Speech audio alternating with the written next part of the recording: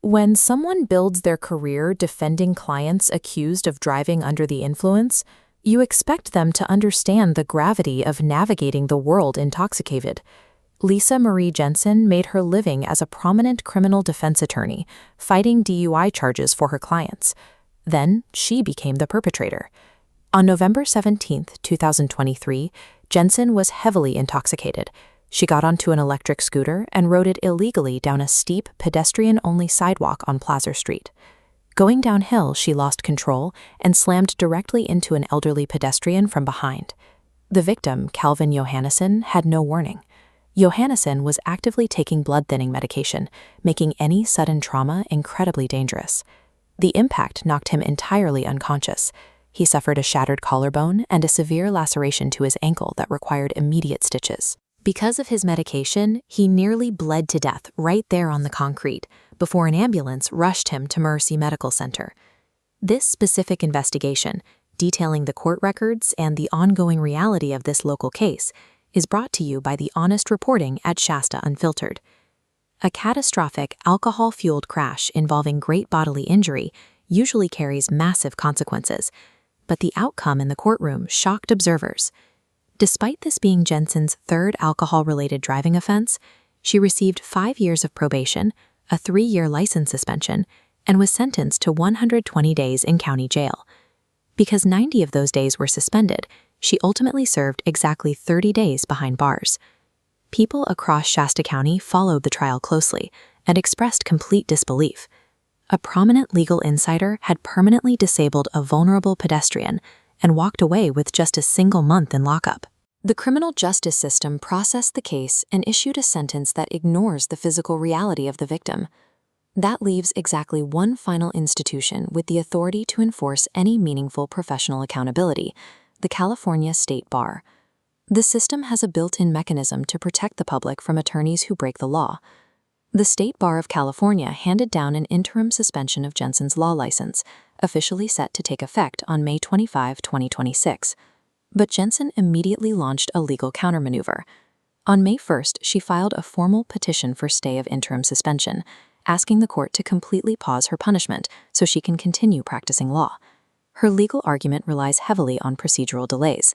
She claims her new counsel plans to seek a new trial, a dismissal, or a reduction of her felony charges. She is citing an ongoing appeal as a shield to keep her license active, while the wheels of the court slowly turn. The core of her petition rests on a specific legal concept: undue hardship. Jensen argues that losing her license would be an unbearable burden because she is the primary financial provider for her family and still has 2 private clients currently on diversion. She is asking the court to look at her temporary financial inconvenience and weigh it equally against the irreversible physical damage she caused. Calvin Johanessen did not get the privilege of filing a legal petition to put a stay on his shattered body. He cannot appeal his chronic pain. He cannot file a motion to dismiss the absolute terror he now feels during a simple walk down the sidewalk. His physical reality is permanent. Jensen is asking the court to spare her a temporary career pause. Meanwhile, Johanessen has lived with the devastating consequences of her decision every single day for over 2.5 years, unable to walk without assistance. The legal concept of hardship is being weaponized. It is being used to protect a perpetrator's income and lifestyle, completely ignoring the lifelong physical destruction inflicted on an innocent person. As an officer of the court, an attorney is held to a higher standard. The public trusts that those who enforce and interpret the law will actually obey it, rather than violate the rules and demand special treatment afterward. The California State Bar exists for one specific reason: public protection. Its disciplinary process is designed to maintain the integrity of the legal profession, not to safeguard the client list of a convicted felon. A specialist in DUI defense, currently on her 3rd alcohol-related driving offense, caused great bodily injury to an elderly man. Court observers report she has shown little visible remorse for the life she ruined, yet she is asking the system for a break. The outcome of Jensen's petition is not set in stone.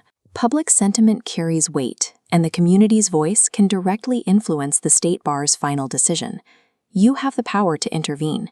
You can file a free, formal complaint with the State Bar of California by referencing court case number SBC 26C30278.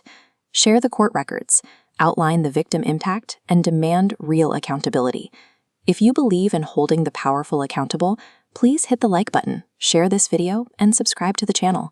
For continued fearless coverage of this specific case and honest local news, visit ShastaUnfiltered.com. True justice requires active intervention from the public, especially when legal insiders attempt to elevate their own convenience above human suffering.